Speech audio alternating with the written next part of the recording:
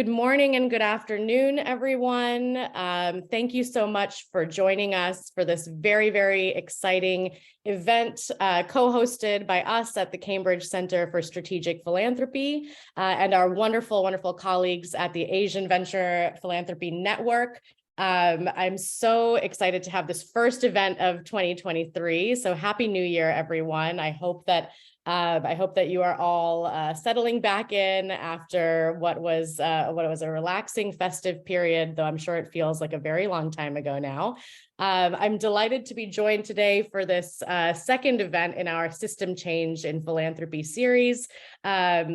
And this is the first event was based on our network and colleagues in the Middle East. This is our event based in Southeast Asia, and then we will in the very near future have one based in Africa as well. So welcome to those of you who are joining us again and have been with us for previous events in 2021 and 2022.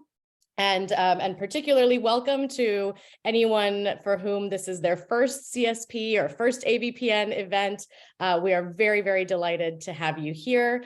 I'm also equally delighted to be joined this morning or afternoon based on your time zone by my colleagues at the AVPN, particularly AVPN Chief Knowledge Officer, Roshini Prakash. Roshini and I have known each other for a good long while now, for at least a couple of years, and she and her team at the AVPN were enormously influential in the development and dissemination of our System Change in Philanthropy for Development report, particularly last year. I'm also delighted to have an expert panel with us, those who have between them, decades of experience in the philanthropy sector based in Southeast Asia. We have Esther Santos with us from the Philippines, who is the president of the PLDT Smart Foundation.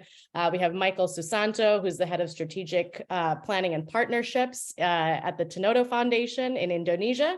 And we have Claire Wong, who's the head of DBS Foundation based in Singapore. So we are very, very excited to hear from all of them a little bit later this morning.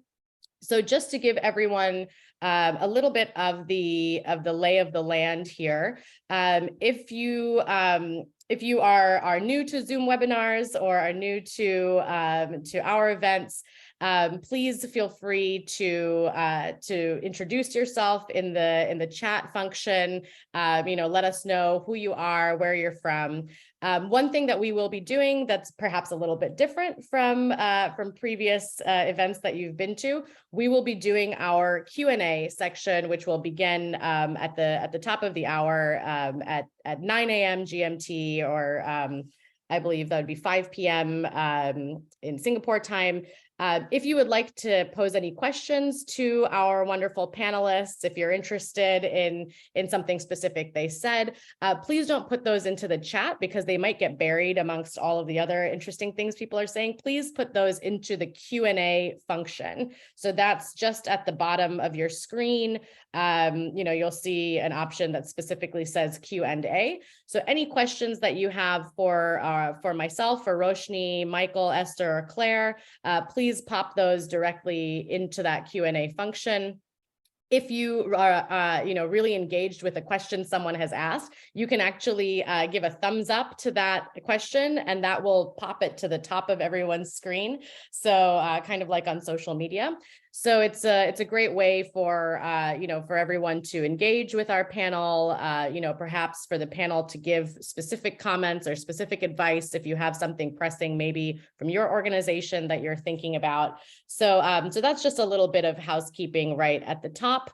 So in terms of how we're going to structure our event today, I'm just going to spend about, a very, very quick 4 or 5 minutes going over some of the major findings from the report, and just, really focusing and drilling down also on some of the findings that are specific to Southeast Asia. I'll then invite Roshini to give some, comments and feedback from her expertise and AVPN's expertise and what they're seeing in the Southeast Asian region in terms of system change in development philanthropy. And then we will, without further ado, we will launch straight into our panel, and we'll hear some country specific and more regionally specific thoughts on this topic from all of our experts. So hopefully that's all really clear. Without further ado, I will just very briefly share my screen with you all, and hopefully everyone can see this now. So this is today's event. We're of course talking about system change and philanthropy for development, and we're focused on Southeast Asia. For those of you who are unfamiliar, my name is Dr. Shanali Banerjee. I'm the Senior Research Associate at the Center for Strategic Philanthropy. We're based at the Judge Business School at the University of Cambridge.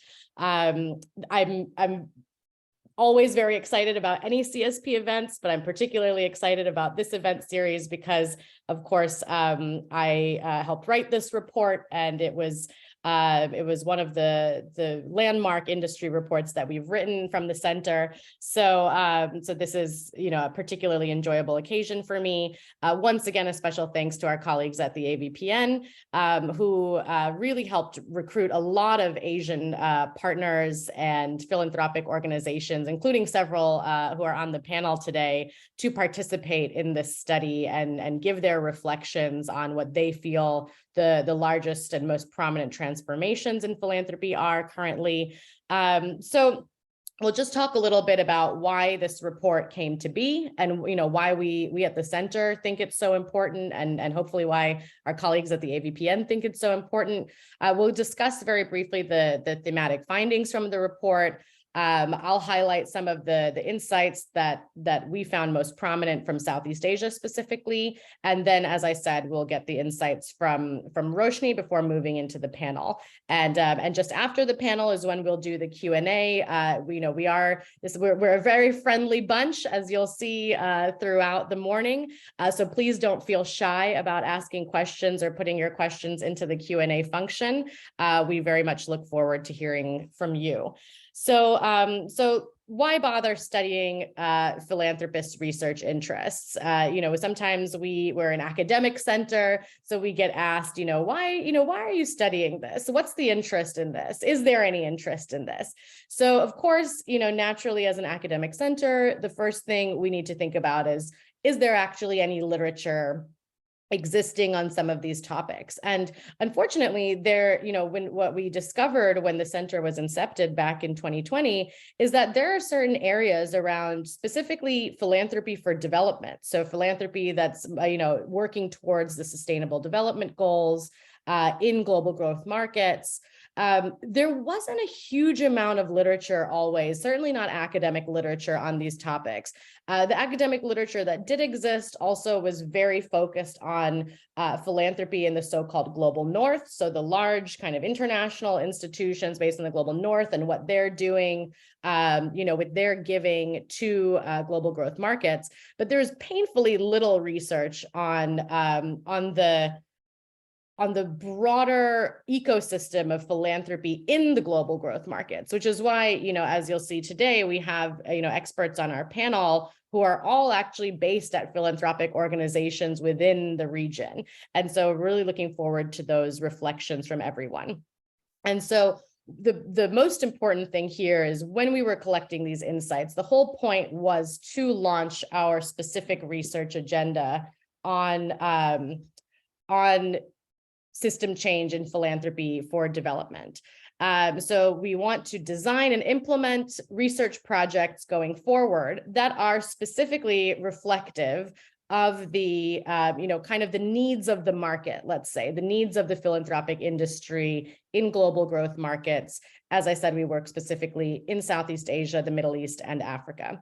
So that's a little bit on why, why exactly this research was so important. So just a couple minutes on the findings, the overall findings that we discovered through all of this data collection, through the focus groups that we did, the individual one-on-one interviews we did from various with various participants. So trust and sustainability in philanthropy is a really, really big concern for everyone, particularly because when we started collecting the data for this in mid to late 2021, we were, of course, still very much in the throes of the COVID-19 pandemic. A lot of countries were still in lockdown.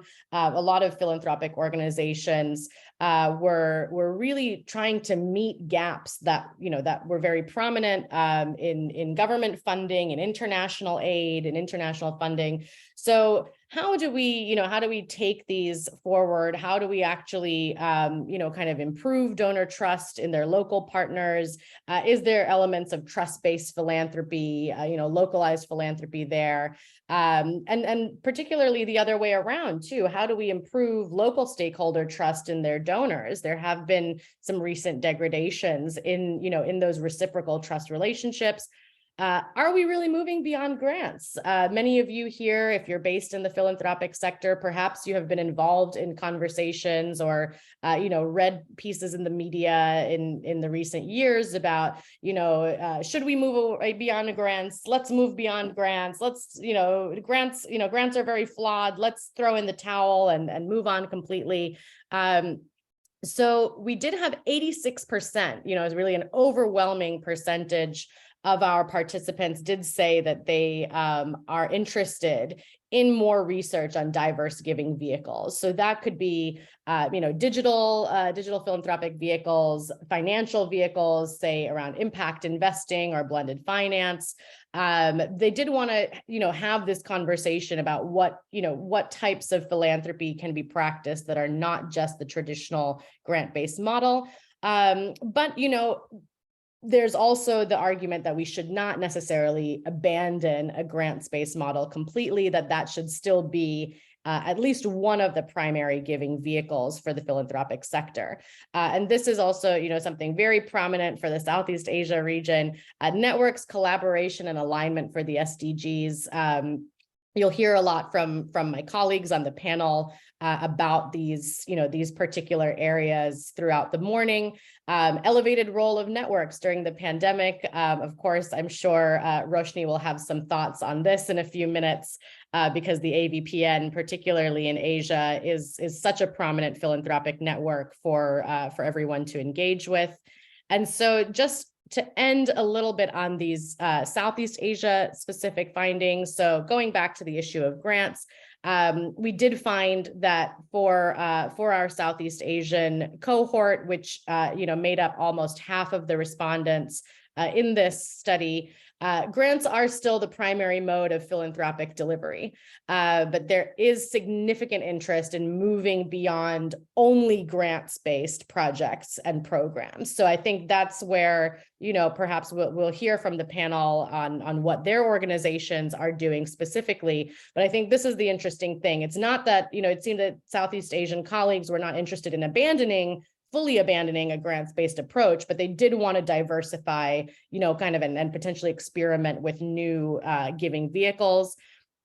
Impact measurement and maximization. So what does impact really mean? We had some great conversations, particularly in our focus groups, with some foundations, corporate foundations, individual philanthropic foundations that were starting to become a little bit frustrated with just the input and output model of philanthropy. They really wanted to start taking more long-termist approaches to their giving, moving away from projects and moving into programming, and then diversifying programming and avoiding siloism. How do we get everyone talking to each other in the philanthropic sector?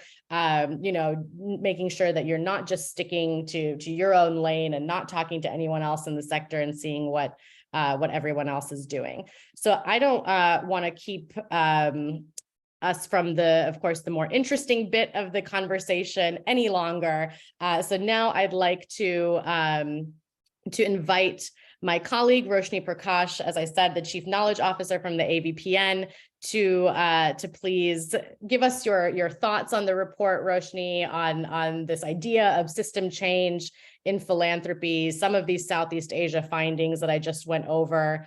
Would love to hear a few minutes on what the AVPN has observed in recent years. Thank you, Shonali. It's really a pleasure to be here. Anytime CSP invites me to a conversation, I always say yes, because it's always so much fun. And with our panelists today, I'm sure it's not going to be any different.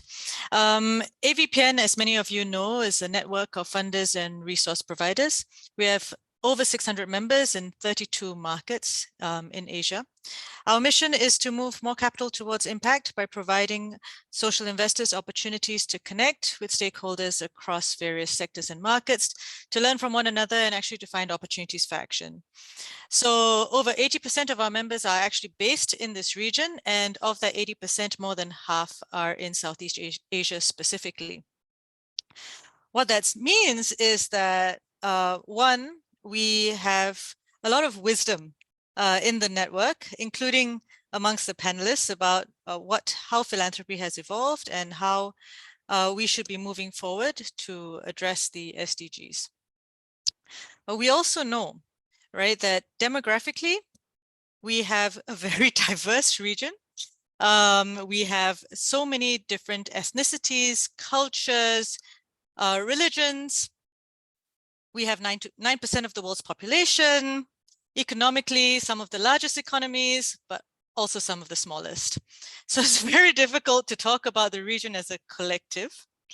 But I think that there are some high-level trends. And in fact, I was very happy to hear what you said and to recognize that actually a lot of it resonates with what we have seen even post-COVID. Where we are now in the region is in the midst of this wealth transition. There are a number of new philanthropists entering the space because they're self-made high net worth individuals. Some of them are next generation philanthropists taking over the reins from their families. And some of them are very established philanthropists who have just been exposed to new ways of thinking, new ways of giving, new ways of making impact, just as you said, Shonali.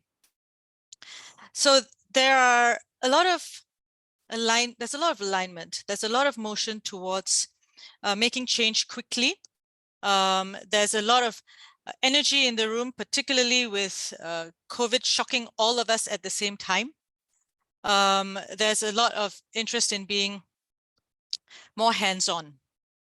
I think what you mentioned just now around the lack of siloism and the reduction in siloism, that's something that we are seeing as well. There's increasing recognition of the value of collaboration.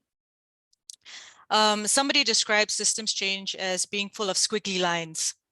I like that because that's what we're seeing too. So many twists, so many turns, so much a realization that there's no straight road to impact that is transformative, long-term, and sustainable. So you need to work with others. You need to be flexible. You need to respond to changing circumstances. Thankfully, I think that the collaborative approach works so well in the time of COVID that now people are a bit more comfortable with it, and they are a bit more incentivized to continue in this approach. You mentioned things around trust-based giving and also more issue-based giving, and this is also what we see, right? Philanthropists are taking a more problem-based approach they're giving. Instead of just being stuck on wanting to give grants, they're thinking about what works best for the issue that they want to resolve. This may mean combining grants and debt. Sometimes they're thinking even about equity investments through impact investing. It may mean giving beyond national borders. And I think that we'll hear more from Michael and Claire about this as well later on. Where we see trust-based philanthropy coming to the fore is we see more and more wealth holders willing to share space at the table with impact organizations, and even in some cases, the end beneficiaries. We see Asian philanthropists being able to influence the agenda on a global stage. And that's also coming to the notion of the decolonization of philanthropy. We see with the last couple of years and the flux around the world, there's been more interest in giving flexible funding, what we call unrestricted funding, to organizations on the ground so that they have the room to innovate, to grow, to scale, and have deeper impact with their communities. Shonali, you mentioned this one too, actually, the blurring of boundaries between philanthropic capital and investment capital. We used to talk about this two-pocket concept, philanthropy in one pocket and then investment on the other side. But now actually a lot of funders are thinking about it holistically, thinking about how all their capital deployment should be impact-led. But I think most important for us is the recognition that it's not easy to be a systems change philanthropist. No, it's not easy to be a systems change thinker, right? In our everyday worlds, we are so caught up with all the different aspects of our own communities and our own work and our own families that we can't explore beyond that. And that's where the work of organizations like CSP is so important, because you give us the room to come together, to see how the work that each of us is doing aligns with one another, and to see how actually we are paving the path forward. So addressing these knowledge gaps, as you have done, is imperative for us to be all able to create greater impact. So thank you so much, Shonali, for bringing us all together, for motivating this landmark research, and for encouraging us to have deeper conversations around it. Back to you.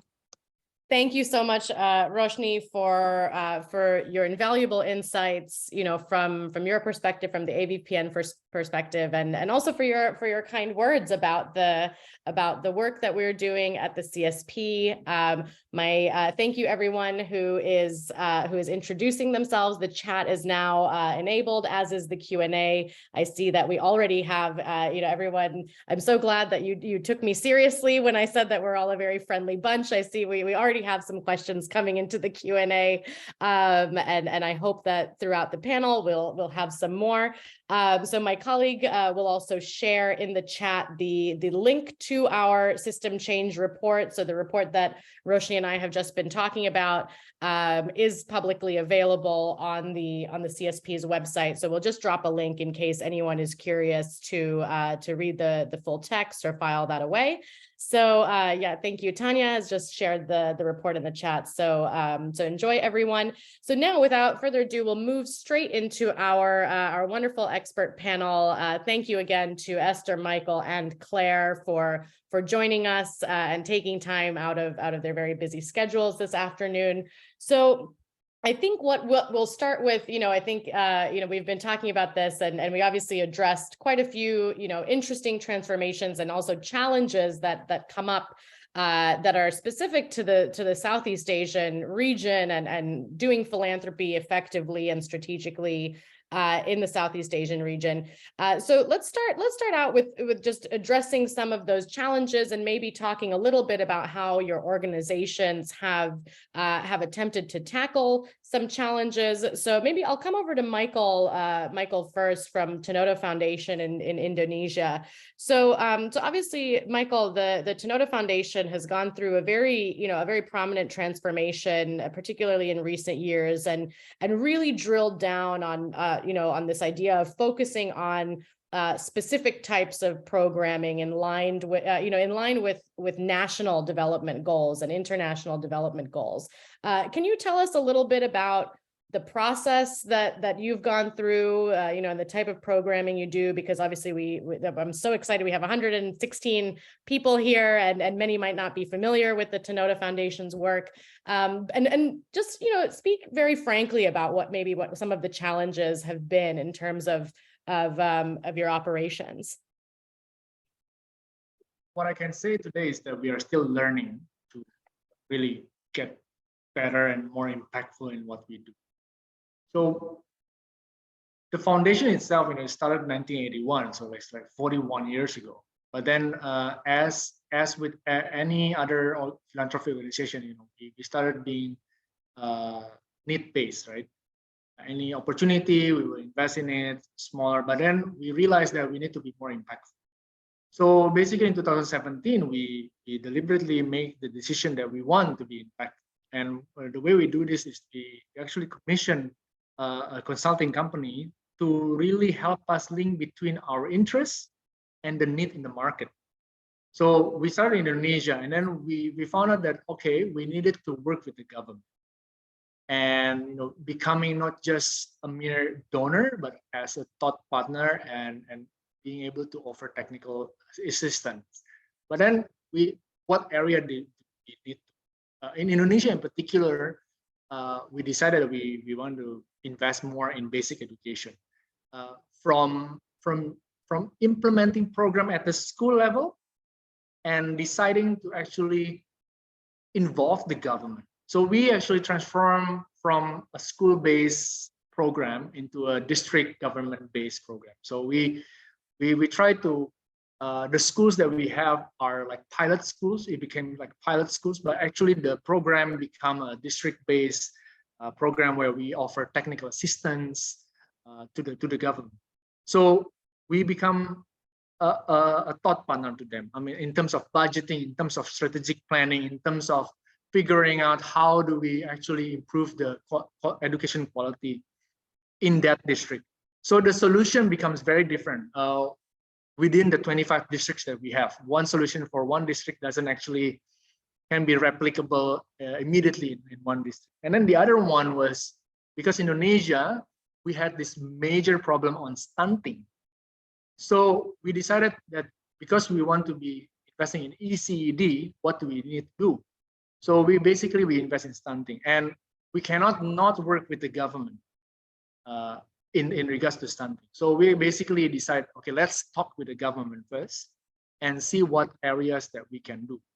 So we basically, because of that decision, the government actually goes hand in hand with us in terms of their program design, how they are funding it, and that result in this collaboration between Tanoto Foundation and the World Bank and Bill and Melinda Gates Foundation to actually bring in this what we call the multi-donors trust fund. I think we can discuss a little bit about this later on when we talk about philanthropic instrument and stuff. But I think as a very start, I think that's what I can say so far. Fantastic. Thanks so much, Michael, for taking on the helm of kicking us off here. I wanted to also pose this question to Esther around, some of these challenges, because I know that, obviously the PLDT Smart Foundation, you are a corporate foundation that, you have, of course, the priorities of your distribution partners, of your philanthropic partners, but you also have to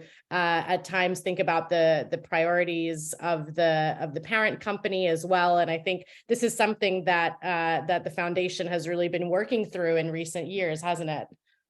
Yes. Good afternoon to everyone, or good morning to the others in the rest of the world. That's true. We are a corporate foundation, so it's a corporate type of philanthropy. We do focus on not just corporate social responsibility, but areas outside of our usual business interests. But of course, we in the foundation always try to align as well with the business goals.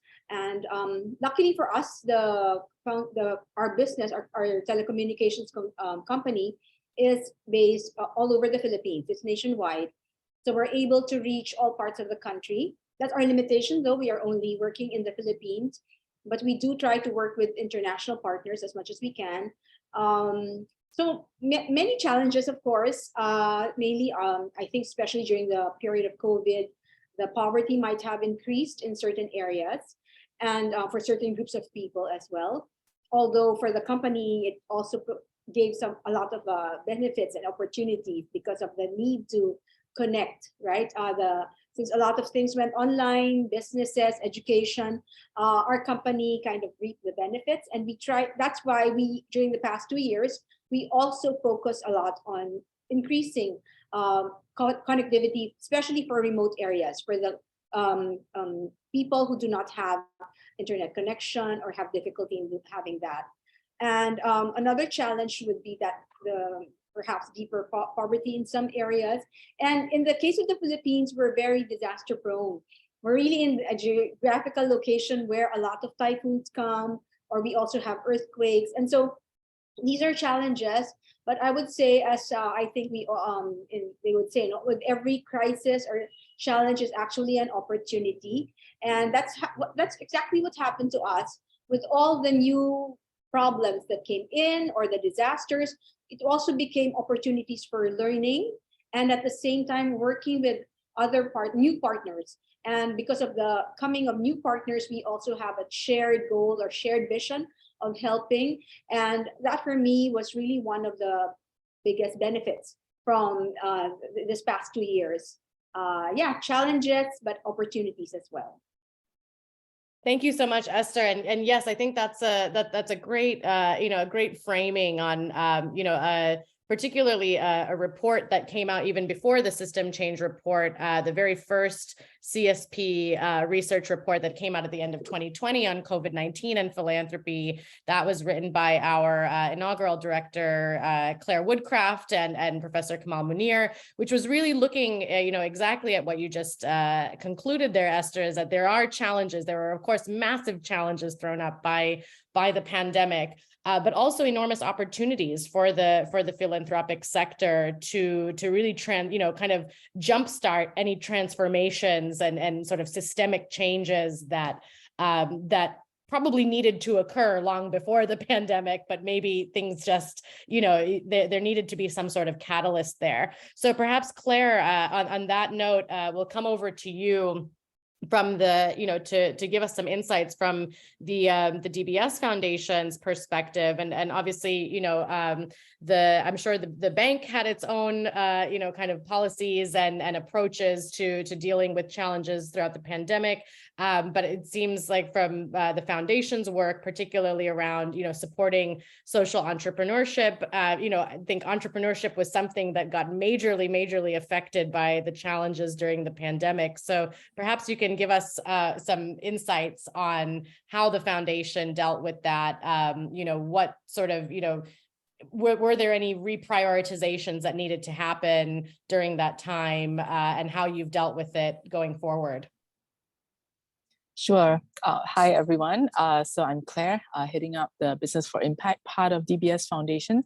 So the foundation was started in 2014. And as you mentioned, we started really with a focus on supporting social entrepreneurship. And the thinking behind that was, I think, hearing, I guess, the different stories of transformation. I think for us, we were trying to find an area that we felt the bank could come, behind.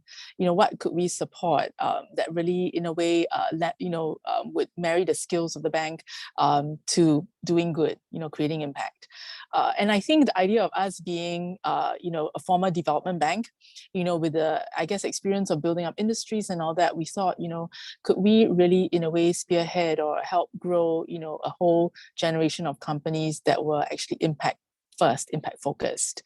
And at the time, I think the idea of, a double, triple bottom line, impact and profits it was not as common in Asia. I think it was something that was quite new. So that's why we kind of started on this journey of, supporting entrepreneurs, and not just any entrepreneur, but entrepreneurs that were really trying to make a difference. So that's how we started. I guess 8 years down the road, having gone through COVID and all that, I would say, I think in many ways, I think we were amazed at how, I think the idea of, it's the market, right? So, entrepreneurs are market driven. So just seeing the ways that they were able, many of them pivoted their businesses, how fast they could respond to changes. It was very, very challenging. But I would also say for many of our entrepreneurs, I think they actually did really well. And I think we almost had to pull back from saying like, oh, maybe we should support by giving more money in this way or that. Actually, sometimes when we pulled ourselves back to say, actually, what problem are we trying to solve here? Mm-hmm. And I think so one of the things we did do was we actually provided funds for businesses to pivot, because we felt like, in a way that will help them in the long term, so pivots that they needed to make, as opposed to, I guess, just any sort of funding. So that was one thing that we did do. The other thing that that the foundation did also do just last year, was we did start a new chapter that really focuses on community impact. So that's actually headed by my colleague, and that really looks towards, in a way, preparing communities for the future, because that was something else that we saw that was really needed, in looking towards the future. So that's like digital skills, future-ready skills, financial literacy skills, and so on, especially for underserved communities. So those were some of the things that we saw, as we went through COVID. Thank you so much, Claire. That was such valuable insights about, some of these processes that go on, at the decision-making level, within philanthropic organizations. And I think, that's really important for, for a lot of members of our audience to hear. Some of you might be from the philanthropic sector, or some of you might be from organizations that receive philanthropic funding. So probably, there's a lot of questions often around demystifying how some of these conversations are had and how decisions are made. So my next question, kind of building on Claire, what you mentioned there at the end around, really, beginning to focus on these community-driven aspects and localized aspects of philanthropy in the region. So I'll come over to Roshini to get the kind of pan-regional, or the AVPN perspectives on, really during the, what COVID-19 showed us, again, probably as a catalyst and a reflection of something that has been necessary for a long time in the sector, is the need for, that idea of local for local, right? That, to not keep this dependence on international philanthropic flows or international aid flows, because, a lot of those have been sort of shrinking and drying out for a long time. And really the pandemic just accelerated the difficulties around moving international funding around. And you saw so many local actors, particularly in Southeast Asia, really, kind of come up to bat and really fill those gaps. So would love to hear, kind of your thoughts and the AVPN's thoughts on how do we actually, make this not just a pandemic time practice? How do we actually sustain that, kind of local and collaborative approach? Yeah, I think that's a really good question, and one that we've been thinking about as well. I think the first thing that we know is that collaboration is hard, not because we don't want to collaborate, but because all of us sit in so many different contexts, right? So Esther was talking about how you have a corporate foundation, but you also work with beneficiaries on the ground, right? And you're in the midst of that. Claire works in the bank situation, and Michael has a number of partners and a number of little different regions that they look at Tanoto. And if you think of all of that, and we all come together to collaborate, there's so much to work through. So if we want to collaborate, we must be willing to put in the energy and the time for that to happen. There's pressure, right? Because we see urgent needs on the ground. We see things that have to be addressed today, even as we want to work towards the future. And how do we balance these two? Somebody asked a good question about impact and impact measurement. And I think that made me reflect a little bit more, because I think that it's not just about today's outputs, which are necessary, or the outcomes of one or 2 years, but it's of the value that we are driving at, right? What is that sort of change that we want to see? And how do we stick to that long-term vision while every day trying to help somebody and trying to make somebody's life better? So I think primarily is to make sure that we have a community of peers. And that's what we do well at AVPN, to make sure that you have people to talk to, people to sound off your ideas with, people to kind of say, keep going, it's all right, we'll get there. And people to help you help you realize how to get there faster. So during the pandemic, we did establish the AVPN Academy to provide avenues for people to come together to learn with peers. And that has continued till now. And I think that that's going to continue. Because when you can see yourself in somebody else's eyes, you know that you can kind of get to where you want to go together. So I think that's one thing. The other thing is to continue to invest in research. I think the reason why we don't collaborate as much is because we're a little bit afraid of what might happen if things go wrong. What is the counterfactual, right? What if our hypothesis about the collaboration doesn't work out in the end? And then we've invested all this time and all this effort into doing something, but it's for nothing. But if we had the research to show us that it is possible, that will help us overcome those hurdles a little bit easier. We need more case studies that are Asian. We need more people to talk. And Asians are a little bit shy about speaking up about their challenges. But the more you do, the more others will come along with you. And so that's what we are seeing and encouraging others to do. And we are actually seeing, quite interestingly, through the pooled funds that we launched during COVID, that funders are asking the grantees to tell them what they can do better.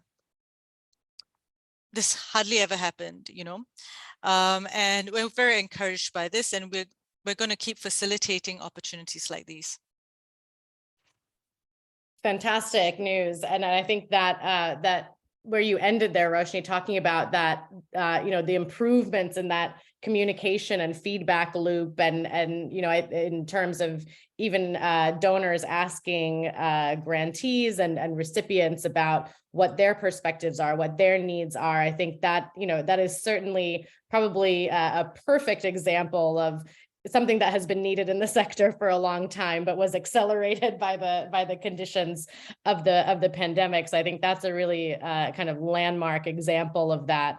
So I'll come over to Michael too to talk a little bit about this, because I think, you know, particularly because I know how much work the Tanoto Foundation has done, you know, has already, you know, began even before the pandemic, but I'm sure the pandemic accelerated this for you too, about, you know, this kind of impact measurement, the learning and the, you know, kind of evaluation of the programs, and particularly the, you know, in order to maximize the impact, the need for collaboration. As Roshini mentioned, it's not an easy fix. We can all sit here and say we all need more collaboration. Everybody needs to hold hands and get along. We're all going towards the same goals. But of course, it's not nearly that simple in practice.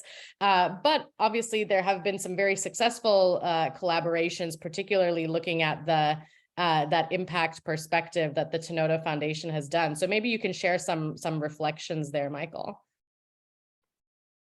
Thank you, Charlie. So I guess I can begin. Like, COVID had this double result for us. The first one is that between the countries, I mean, the borders and the context seems to somewhat blur away, and this has become an eye-opening that we are not alone, and this actually result in the expansion of opportunities for what you said before, cross-border interests and funding. So, but as the setting of this webinar, you know, I think this is stronger when we consider the regional strength. So, for example, we've been implementing this ECED, Early Childhood Education Development Program in Indonesia and China. So we've taken our program in both countries and we did a randomized control trial, and we have shown that okay, the impact is there. But then we asked the question, okay, what does it mean if we replicate or scaled up within country or cross country to other country, even in the same region? And we understood that even though our impact is there, when we bring in other country contexts, we need to ask a lot of questions. We need to get a lot of contextualization. So in exercising this, basically we commissioned this regional benchmarking study with the Center of Evidence and Implementation. And we did this study covering Indonesia, Singapore. I mean, today is covering Indonesia, Singapore, China, and the Philippines. And we put this global framework of, in a way, impact measurement, effectivity of the program. It's called the Nurturing Care Framework from WHO. So this study actually had shown us that the challenges in the ECED, I'm talking about ECED, and how the different organizations from the different countries had and their experience in addressing the challenges in country has actually become quite relevant for learning for the country in the region. So we're speaking about how organizations implemented intervention in good nutrition, good caregiving practices, increasing learning opportunities for early childhood, and even how they actually influence the policy and advocacy. And this created this evidence base for us to actually work together regionally. So today we have an understanding, you know what, the problem that we face today within the countries is not so different when we do apply the same framework to analyze the problem that we have. So this study actually, we go within country, we have 50 to 60 programs from the country. We actually evaluate them, how effective they are, how cost efficient they are, and we build this evidence. And this evidence actually we bring to, last year we have this Philanthropy Asia Alliance, where we actually advocate the finding that we had from the region. And like this enables us to send the message that, you know what, we need more resources, we need more actors to invest in this particular early child education and development space. I think that's like what I can say for now. Fantastic. Thank you so much, Michael. And yes, that call to action there at the end is so crucial. Before I bring my next question over to Esther, I just wanted to remind everyone, thank you so much to everyone who has already put their questions for the panel into the Q&A. It is, there's some very, very interesting questions there. So for anyone who has actually put their questions into the webinar chat, I just wanted to remind you, if you could actually transfer, just copy paste that question into the Q&A function, because in about 15 minutes we'll be moving on from the panel into addressing those questions. So just a quick reminder there for everyone. And then Esther, so on this note of kind of collaborative efforts, so we did hear from you that, of course, the PLDT Smart Foundation, there are a lot of opportunities, but also you do operate, at least for now, only primarily within the Philippines context. So tell us a little bit about what those collaborative efforts and, kind of networked efforts looked like in the Philippines, perhaps, during the pandemic, or now even as we, I hesitate to say post-pandemic era because we're all still very much in it. But I think, in the Philippines, there are some very, very active, kind of collaboration efforts and local network organizations, both at the community level and the national level for philanthropic organizations to get involved in, right? That's true. Actually, the pandemic drove us to collaborate even more because of the restrictions on our movement. And the Philippines is composed of several islands, so it's not easy to go from one island to another. You have to fly by plane, and there's a time we couldn't take the flights, right? So luckily for us in the company, we are nationwide. We have offices and sales personnel, employees all over the country. So we relied more and more on them to deliver our services. But the other thing I wanted to share that was really a very positive experience for us in terms of collaboration is being a conglomerate. The PLDT Smart Foundation and PLDT Smart, the telecommunications company, is part of a bigger conglomerate owned by, it's a company, but our chairman is also chairman of several other companies. And I really have to acknowledge our chairman for his leadership. And that's what kind of unified us and brought us together. So we have across the conglomerate, we have telecommunications, we have water, we have electricity. So a lot of the utilities and the services, we had hospitals and health.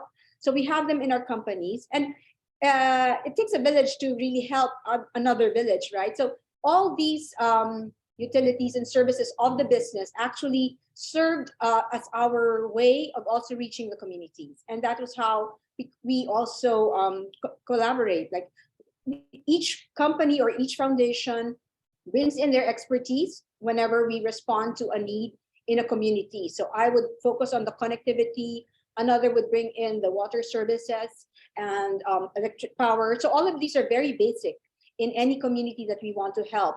So that's how we started actually the collaboration. When we go to a place, we work together. And the thing is, it actually attracted more partners. When they see how we are working together, we always also joke, we actually have a name for our collaboration in our local language, but it basically translates to help from a band of brothers. And that is exactly how we are helping. We are like a family helping a poor sector at this moment that needs it. And I guess part of the collaboration brand that we have as well is that we kind of make it fun. When we go together to a community, we bring in all the help that we can, the services. At the same time, we have we have a television channel. So they always cover our events. And that makes, the communication so much easier. It reaches so many more people. And a lot of people get attracted to that actually and say, hey, we want to be part of it. And we're learning actually along the way. We've also partnered with young leaders, endorsers, ambassadors, without really hiring them. They just want to be part of the whole collaborative effort. And then that attracts more support from other sectors. And then, a really strong partner that we discovered and actually need to depend on is the local government unit. So usually the mayor and a lot of the things I've also discovered is it's so good to work with younger leaders.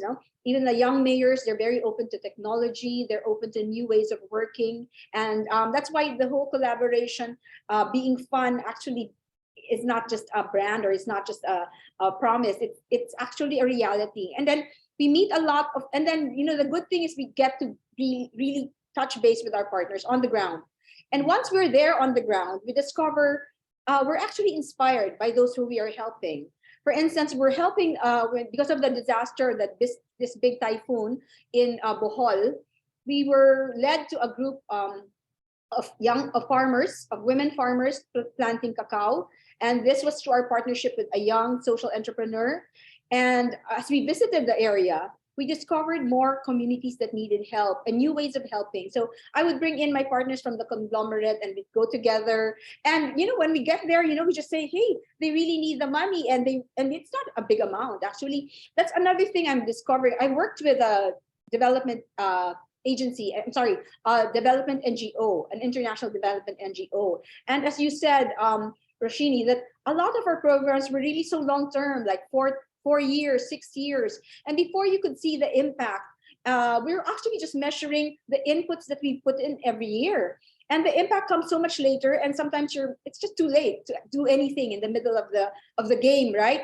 Whereas this new approach that we have, that's very, very short term, within a year, we have to be able to disburse the money and see it utilized by the partner and see the impact immediately.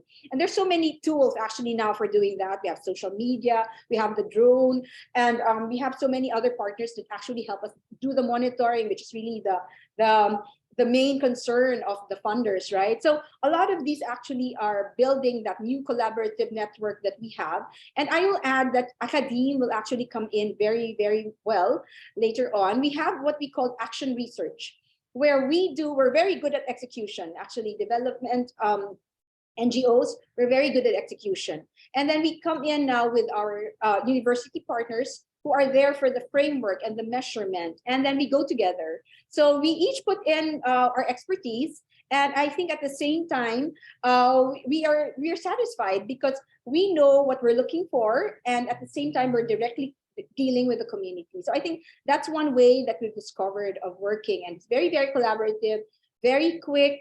As our chairman would always say, pivot or perish, all the more for development. We can't wait 6 years to see any impact in the community. So that's why we're finding that this way of working, largely led by our leader, our chairman, who works very fast, is actually working very well for us in the development work for the foundation. Thank you so much, Esther. And yes, some really, really valuable insights there that I think, I'm sure there will be a lot to take away for members of our audience.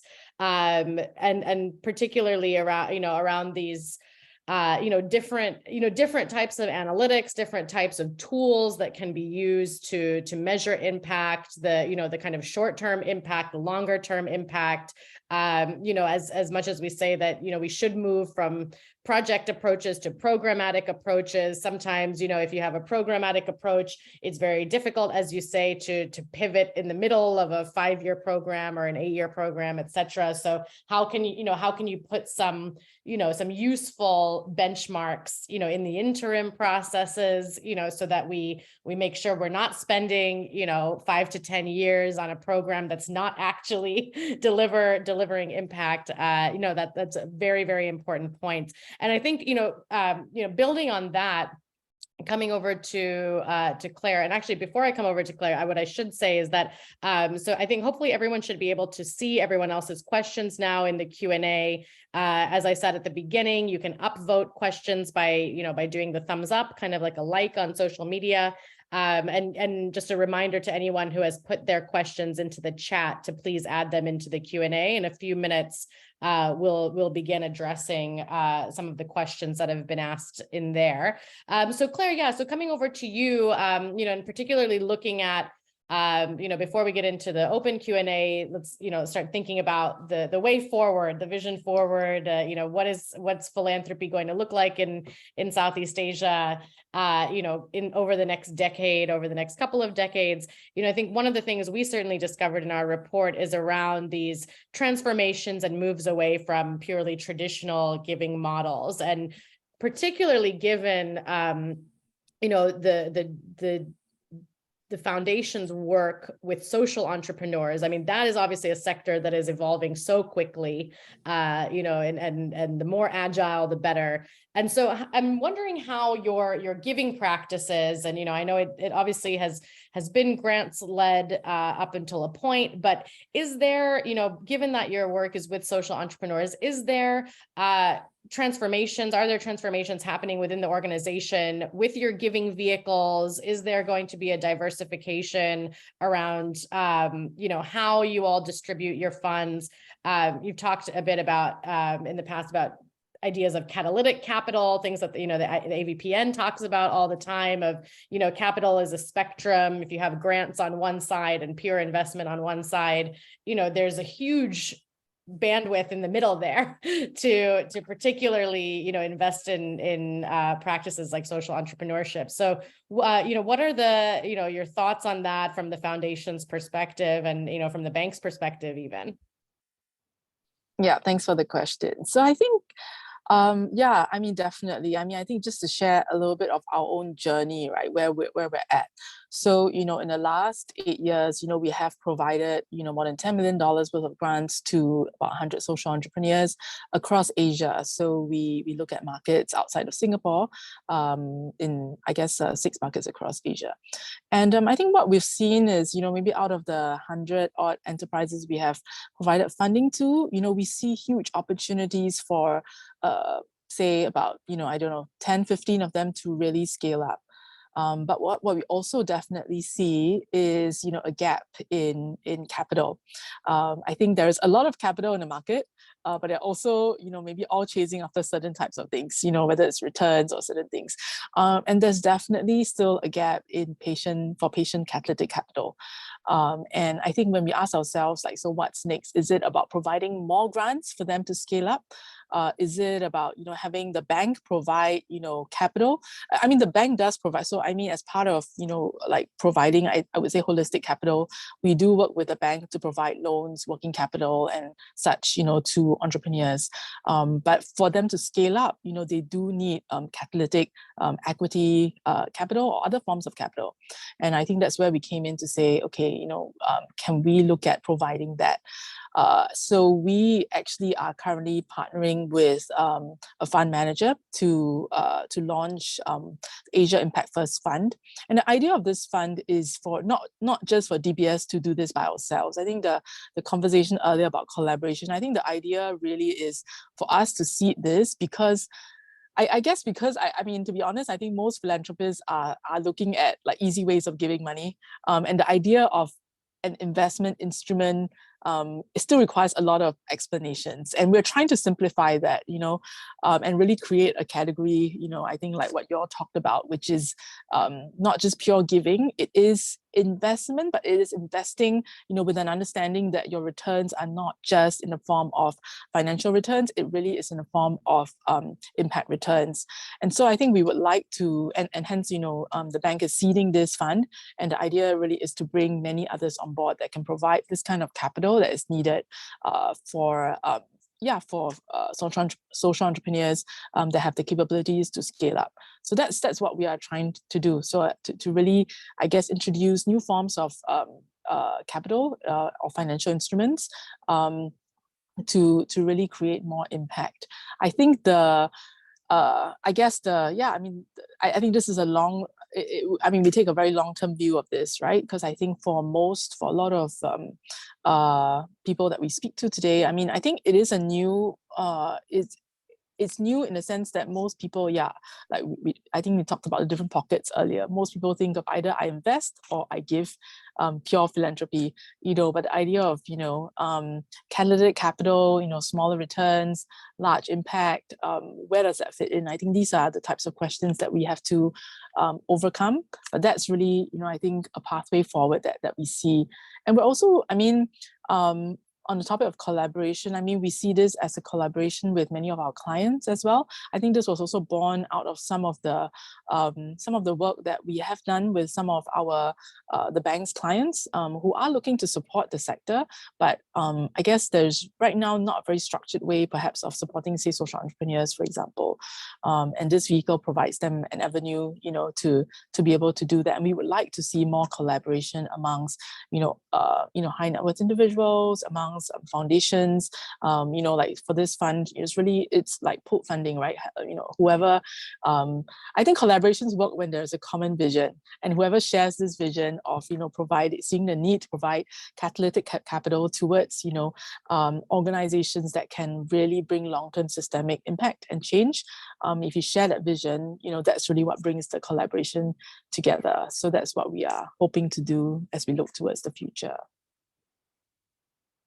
Thank you so much, Claire. And I think, yes, that's a great sentiment, I think, overall sentiment to end the formal panel section of our event today, and move swiftly into what is a very, I'm delighted to say, is very active Q&A at the moment. We've got lots of very, very interesting questions here in the Q&A. Thank you to everyone who has already included a question. Please feel free to continue including your questions as we go through and upvote, you know, give the thumbs up to questions that might be similar to yours or that you're really interested in hearing about. So I'll move through them quite quickly and assign them to various panelists where the person asking the question has not assigned a specific question to anyone. And I apologize in advance if we can't get through all of them, but we'll try to push through as many as we can. So I think for the first one, maybe I'll get Roshini's perspectives here, because Matthew Smith from Australia is asking us, you know, how philanthropy, academia, and social impact organizations can partner across the global north and south to drive impact. And I'll come over to Roshini not only because, of course, you're part of a big network organization, but also there, you know, the AVPN has all of its sister organizations all over the world. You know, some like the European Venture Philanthropy Association based in the global north, and there's quite a lot of collaborations that you all do together. So would love to hear your thoughts on Matthew's very important question here.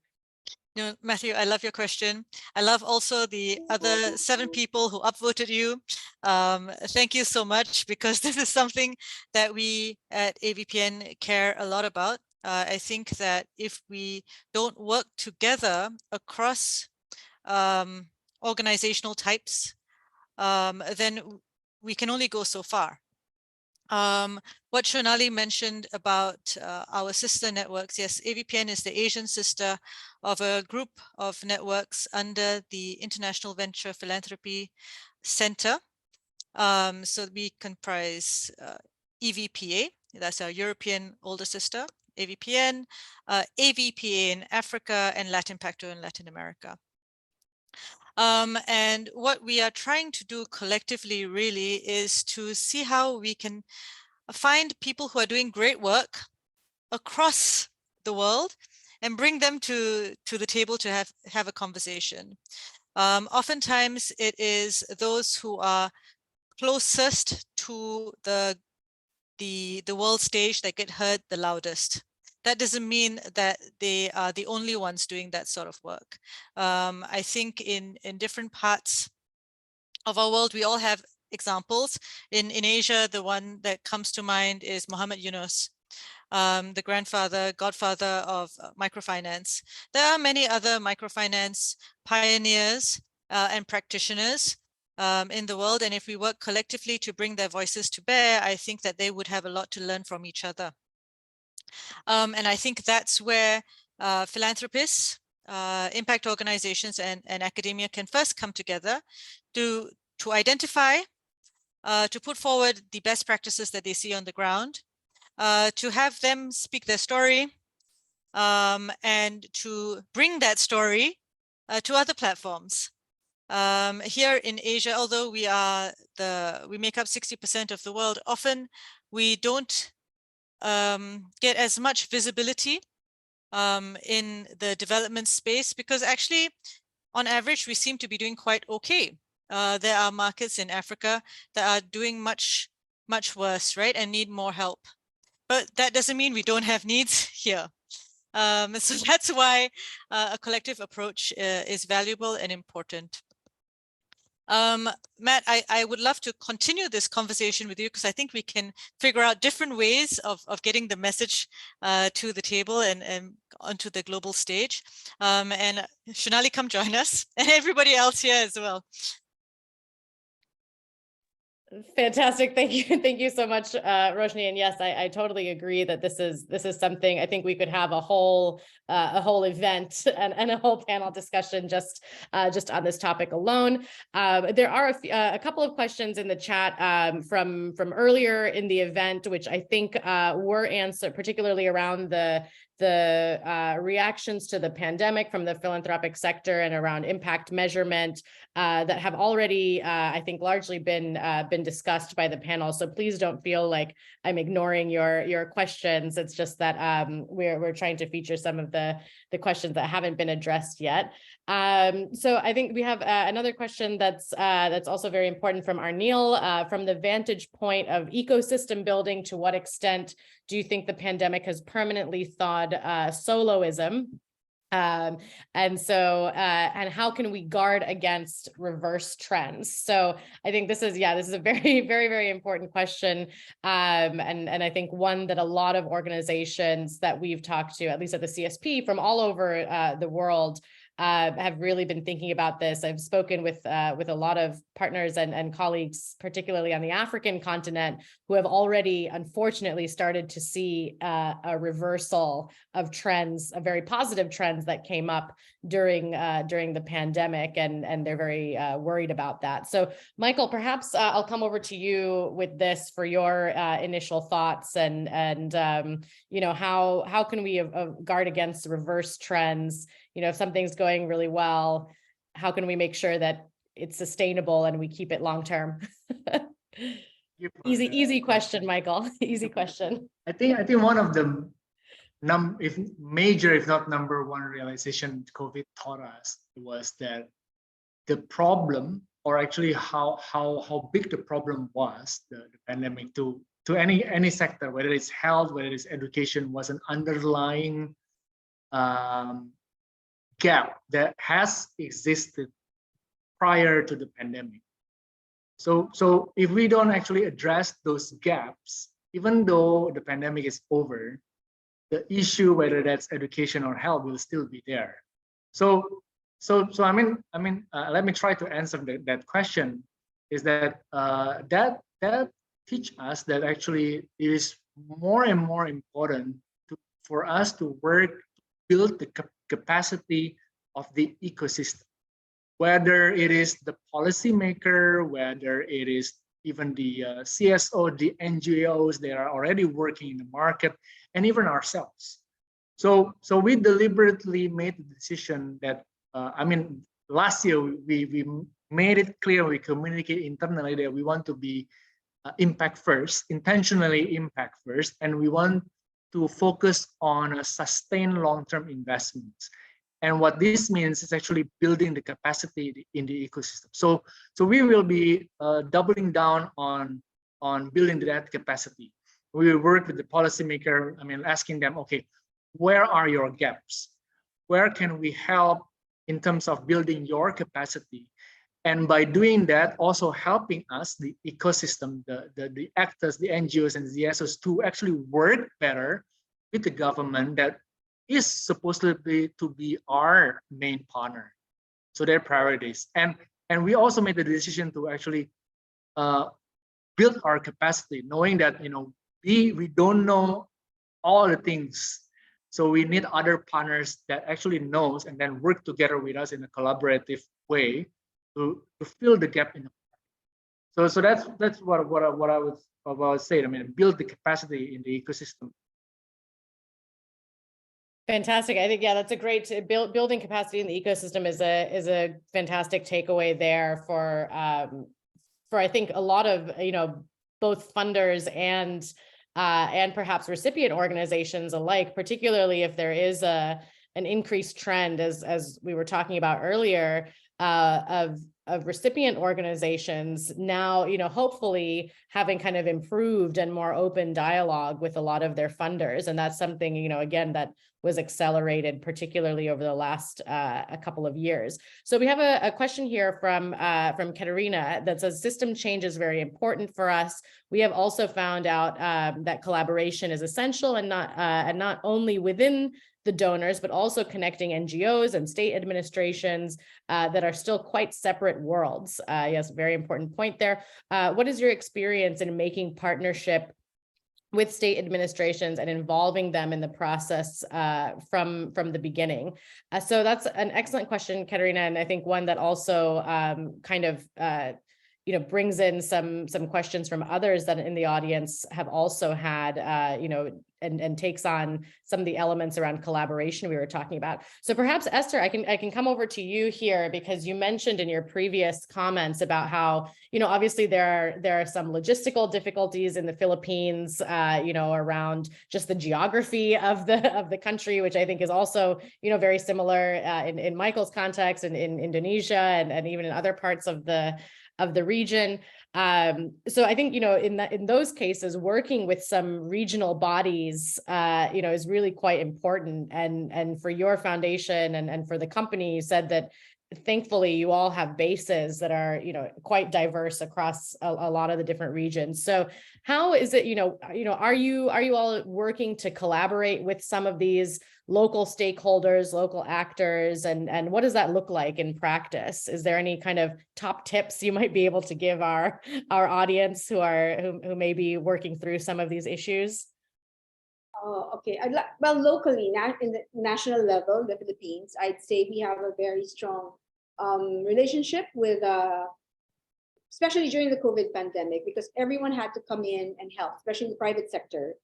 We helped bring in, so there were so many gaps, as you said, Michael, all over, especially in our health sector. So we had to bring in help for the frontliners, help for the vaccines, all of this from the private sector together with the national government. And in the process, we strengthened our relationship with the national government, because they saw the symbiotic relationship we all have, that they can't do it alone. And sometimes the private sector can do things faster. Bureaucracy is very, very thick in the national government. Before they can approve a budget, it takes how many months in a year before they can actually procure those much needed vaccines or vitamins or medicines.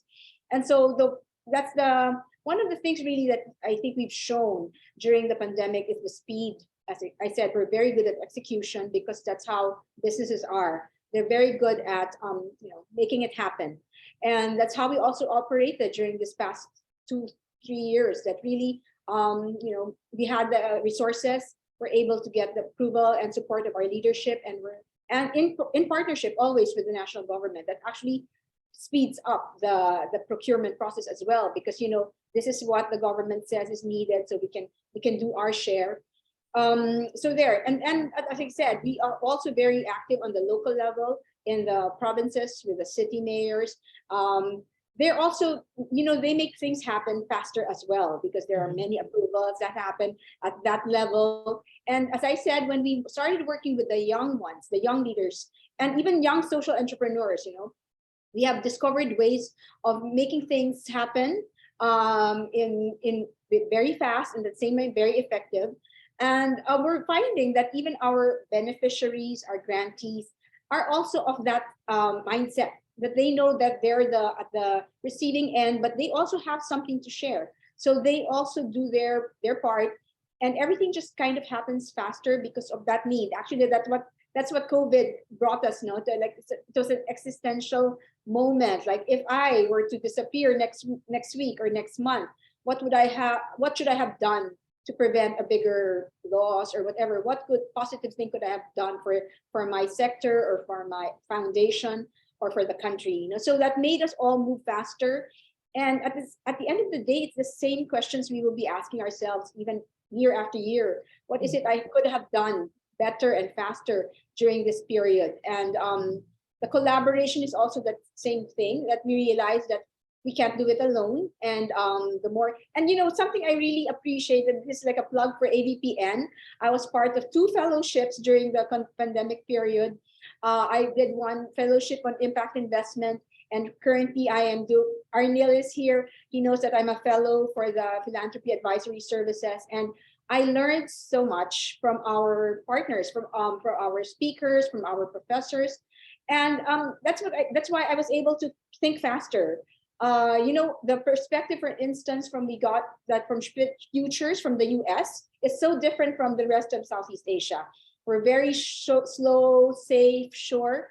Whereas there in the US, they really, we have the money, we'll put it here. And they actually, right, Roshini, they were the ones who paved the way for the vaccines that we are now using, because they invested early on in the science that paved the way for the vaccines that we're using. So as you said, Shonali, that a lot of the things you should be doing are actually the things that will solve the problems. And that's one of my big realizations.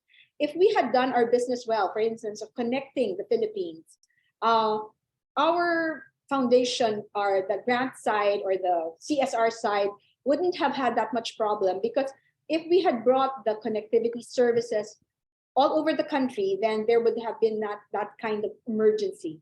There was an emergency because they didn't have it when they could have had it. So now on the business side, they're of course doing that.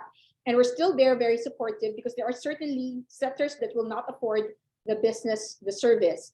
And so that's where we're working together with the local government to see how we can reach those sectors that cannot afford it. And maybe it will evolve into maybe a social enterprise together with others, a new kind of model, a pricing model perhaps. But it's a work in progress. But the good thing is now we're seeing how everyone can work together. I think that's the beauty that the pandemic has brought out. Thank you so much, Esther. And yes, it's, we have to sort of look at this stage, we have to look at the silver linings, right? We have to look at, what is the way forward? What best practices can we take? What collaborations can we draw, from, obviously what has been, of course, a very, very difficult and very challenging global time. And so one of the ways that, I think also picks up on some of the things you mentioned, Esther, that I'd like to bring over to Claire. We have a few questions in the Q&A that I'll kind of condense all together, because they're talking a bit about the concept of trust-based philanthropy and what that might look like in the Southeast Asian context. So particularly, with your work on the social entrepreneurship or the support of social entrepreneurs side, obviously, you've dispersed, many millions of dollars towards social entrepreneurs now, and you're talking a lot about kind of moving the spectrum. So obviously, investing, whether it's through loans or grants or, anywhere on the spectrum of capital, there is a certain level of trust that needs to occur between the entrepreneurs and your foundation. From the foundation side, you have to, have some sort of kind of trust and confidence in the grantees and in the entrepreneurs themselves.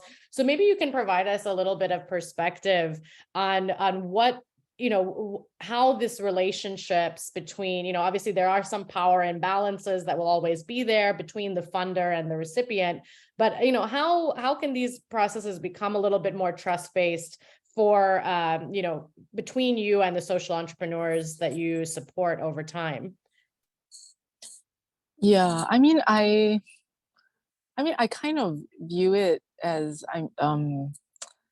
I don't know. I think we try to remove the power dynamics in the sense that, like, actually I see them as my clients. So actually, like, if they're my clients, then I'm the one that actually has to make them happy in that sense, but not quite in that way. But it's not like you owe me something because I give you money. So I think it's the type of relationship we seek to build. So I think we manage our relationship, very much in that way, where it's a very collaborative, I think, process between us as the funder and our grantees or our investees, where we really want to understand, how can our money be best used, what sort of projects would best serve the outcome, what sort of matrices do we want to measure. So it is very collaborative in that sense from the get-go, so that we both are aligned on what we want to achieve. So I think that builds trust in many ways, because I kind of see ourselves as, hopefully an enabler or a connector in the ecosystem, where we're trying to enable the impact, and also then bring others in as well, connect others to see how they can also support this entrepreneur and so on. I think it is building a very different kind of relationship dynamic, which is two ways.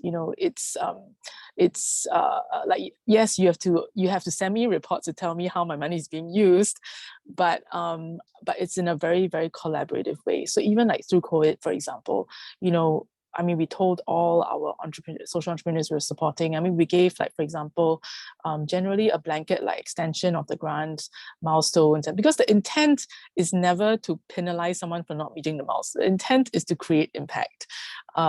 If things need to change, they need to change, because that's the nature of the sector. So I think it's the way we like I said, if we view them as our clients, then really, it's like, how can I better understand your needs so that I can structure my programs and so on to really help you to create more impact.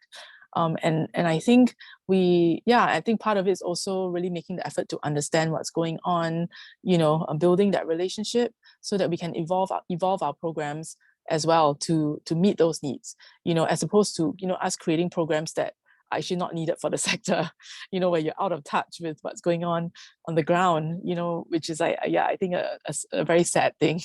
So I think we try to really understand, okay, what's going on, how can we help, how can we, and things will change, and so I think the way so like, for example, I think maybe traditionally, sometimes as a corporate or whatever, we think, let's do all these things, let's plan, let's bring in these people who can teach you something. But we realize maybe, actually, there's a lot of value in actually connecting, bringing them together, collaborating. So then we change the way that we do some of our programs as well. It's about facilitating, say, peer learning. Or like, for example, one of the things that we would like to see how we can do better is that, we do have entrepreneurs across Asia, and they could learn from one another, because I think there are many organizations that are locally based. So we would like to break those boundaries and see how we can bring these entrepreneurs across markets to learn from one another, because that's what they have told us is very valuable to them. So things like that, really understanding, okay, what's going to be valuable, how can we be that enabler for more impact to happen.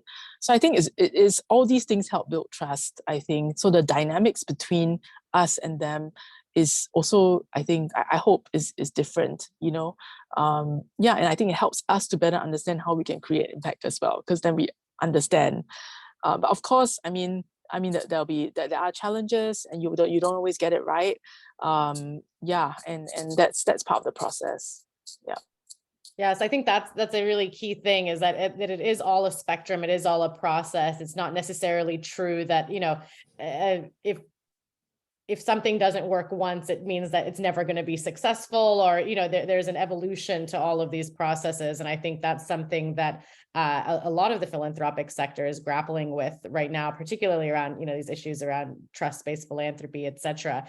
We have only a couple of minutes left. We're almost out of time, but I did want to come to, you know, I see that Richard has asked a question, and hopefully we have time to get to Tanjila's very interesting question as well. But Richard's question I wanted to address to Michael, because I think this is a perfect question for the Tanoto Foundation, which is what will be the future trends of international payments or support from Asia to other parts of the world in the next few years. And I think this is something that there's sort of an ongoing discussion right now and process at the Tanoto Foundation. So maybe Michael, if you can, in 90 seconds, if you can kind of summarize what the foundation is up to on this front.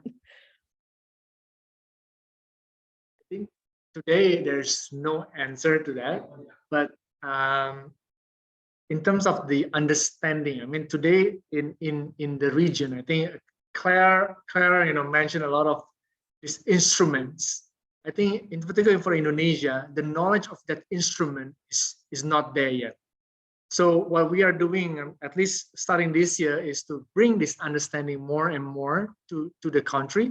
And working together with the related ministry, which is the Ministry of Finance, and talk with more actors to raise the awareness.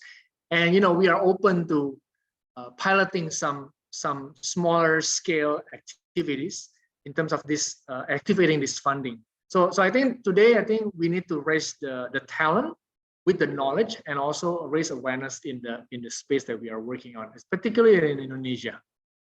Maybe AVPN, and you know, I would like to continue the discussion with DBS Foundation about this, Claire. Yes, fantastic. And I do encourage everyone to reach out to our individual panelists and you know, on social media, on LinkedIn, on Twitter, et cetera. And of course, connect with the AVPN if there's you know, and ourselves, if there's further questions you'd like to direct to anyone on the panel. I'm terribly sorry for the few that we have not been able to answer today. These are excellent questions. We were spoiled. We were very spoiled as a panel for all the wonderful engagement and questions that we had. But unfortunately, we are out of time. We just in the chat, I know my colleagues from the AVPN team and my colleague at the CSP, you know, just been posting a few more, I think hopefully useful for everyone, links to the various ways. That would be great if you would like to get in touch with either the Center for Strategic Philanthropy or the AVPN. Of course, social media, we're all very active on social media. Please feel free to connect with us as an organization or even individually on LinkedIn and on Twitter. And I just wanted to say a massive thank you to our co-hosts and colleagues at the AVPN for, you know, for the enormous support that they've given the research that's been happening at the center for the last couple of years, and also for their support in helping us pull this event together. And thank you all, our panelists. Thank you, Michael, Esther, Claire, for the very stimulating discussion. And most importantly, thank you to everyone in the audience for your very engaged discussion and your brilliant questions. I know that we certainly will have a lot of food for thought.